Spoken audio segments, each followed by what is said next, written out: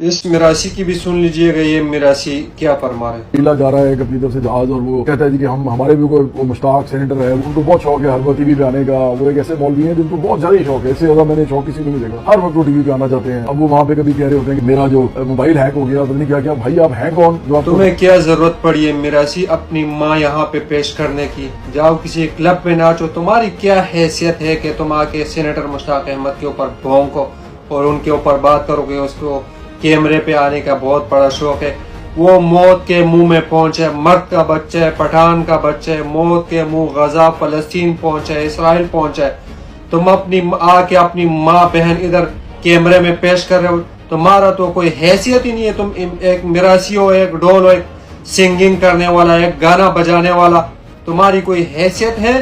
جاؤ اپنی ماں بہن اپنی بیٹی کسی کلب میں لوگوں کے سامنے پیش کرو اور گانا گاؤ۔ تمہاری کیا حیثیت ہے کہ تم اپنی ماں یہاں پہ پیش کر رہے ہو، کیمرے پہ آ رہے ہو؟ تمہیں کون سا شوق ہے کیمرے پہ آ کے دوسروں کے معاملے میں بات کرنا؟ تمہاری حیثیت ہی نہیں ہے، تم سینیٹر مشتاق احمد کے پیروں کے خاک کے برابر بھی نہیں ہو۔ جو وہ غزہ کے لیے جس نے وہ قدم اٹھایا، تم اس قدم کے خاک کے برابر بھی نہیں ہو، تم اس کے پاخانے کے برابر بھی نہیں ہو۔ تمہارا کوئی حیثیت ہے تم آ کے سینیٹر مشتاق احمد کے اوپر بات کر رہے ہو؟